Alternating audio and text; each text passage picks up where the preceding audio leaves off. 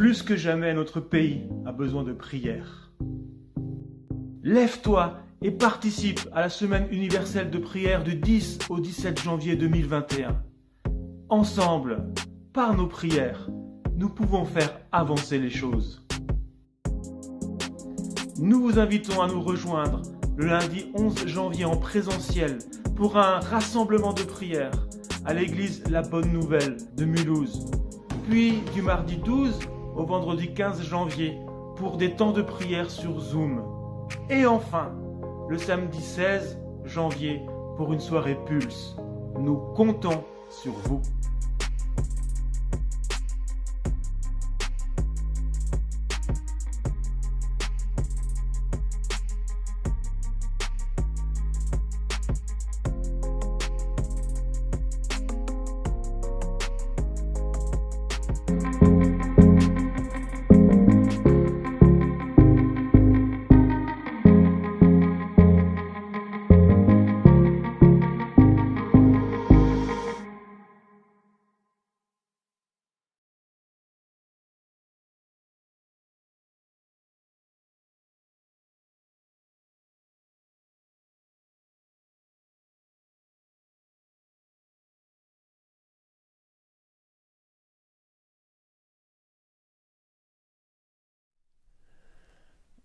Black Lives Matter est un mouvement né aux États-Unis en été 2013 suite à un procès pour meurtre dans le cadre de violences policières.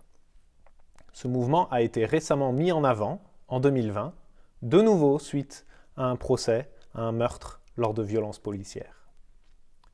Lorsque le racisme s'exprime de cette manière-là, nous le rejetons. Nous sommes accablés et nous pouvons nous poser la question de comment changer les choses.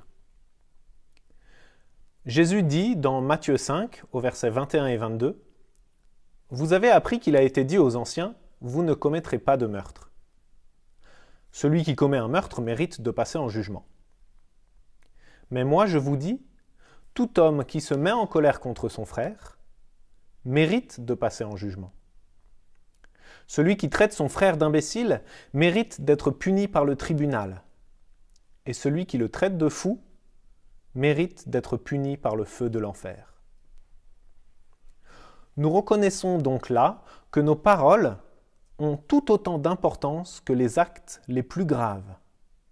Et le reste de la parole de Dieu nous montre que nos pensées sont cruciales également.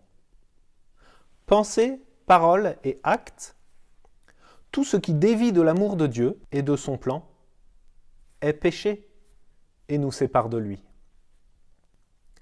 Accueillir l'autre, l'étranger, l'immigré, le réfugié, l'inclure et même le rendre acteur de notre vie communautaire chrétienne, quel défi!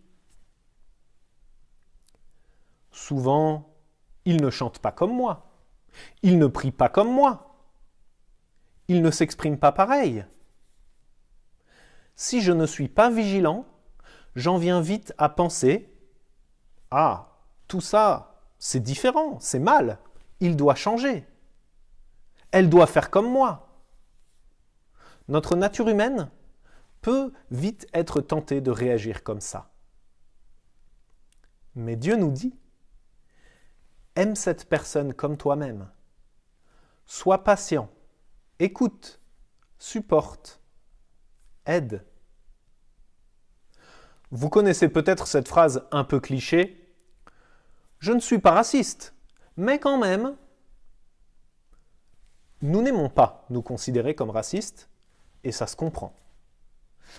Alors prenons un autre angle, soyons plus ciblés, plus tranchants, et examinons nos pensées, nos paroles et nos actes. Laissons l'Esprit de Dieu nous révéler quoi changer par rapport à tout ça. Peut-être sera-t-il plus facile pour nous d'admettre que nous avons eu une pensée qui était raciste ou une parole raciste. Lorsque nous l'identifions, nous pouvons alors la rejeter et l'empêcher de revenir. À l'Armée du Salut, la plupart des communautés font face au défi de la multiculturalité avec 2 ou 3 ethnies, souvent haïtiennes et congolaises. Et c'est déjà un gros défi. Mais si nous étions fructueux dans notre évangélisation, que se passerait-il? Si à Mulhouse, des âmes venaient à Christ depuis notre quartier, nous verrions dans nos réunions des Algériens, des Marocaines, des Turcs, peut-être même des Syriens. Comment imaginer les accueillir quand on entend encore des tournures de phrases comme « les Arabes ». Alors comment traiter ce sujet? Comment faire le constat nécessaire sans être tout de suite sur la défensive, soi-même? Chacun doit reconnaître qu'il et elle a du travail à faire. Admettre avoir besoin d'aide de la part du Seigneur. Lui demander de réaliser ce à quoi nous appelle Romains chapitre 12, verset 2.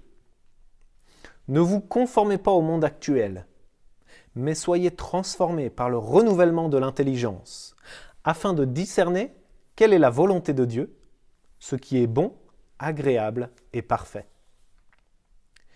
Si nous reconnaissons que la multiculturalité est un vrai défi et que donner sa place à chacun est ce que Dieu nous demande, alors une étape cruciale va être d'admettre devoir sacrifier du confort. Ah, si tout le monde était comme moi le dimanche, je n'aurais pas à m'adapter. Ce serait tellement plus simple, tellement plus confortable.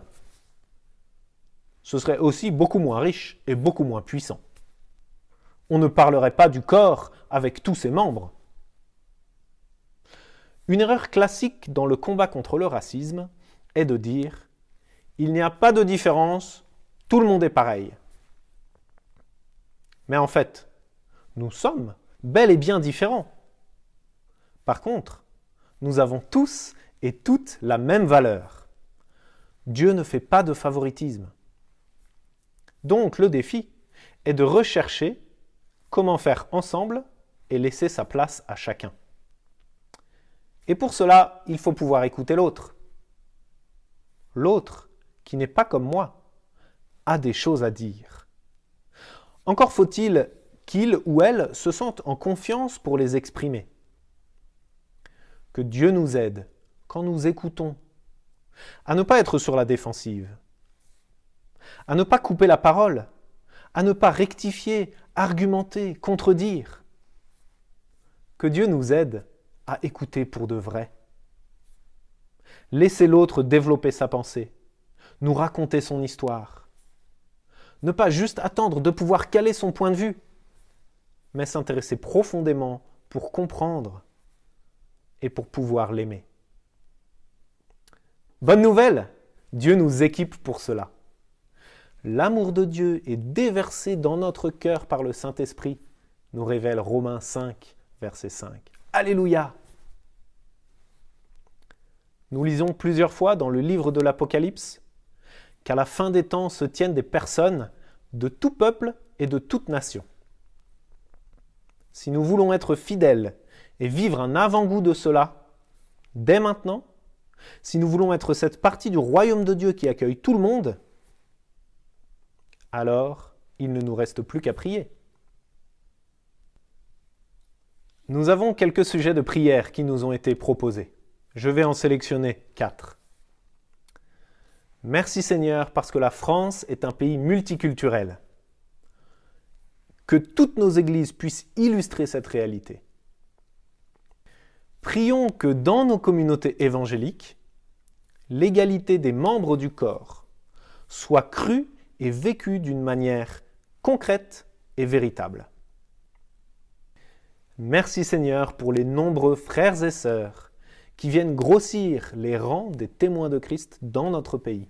Prions pour le respect mutuel de toutes les cultures dans nos églises, restant tous unis sur l'essentiel, notre amour du Christ et notre connaissance du grand Dieu. Alors que Dieu nous conduise dans la prière.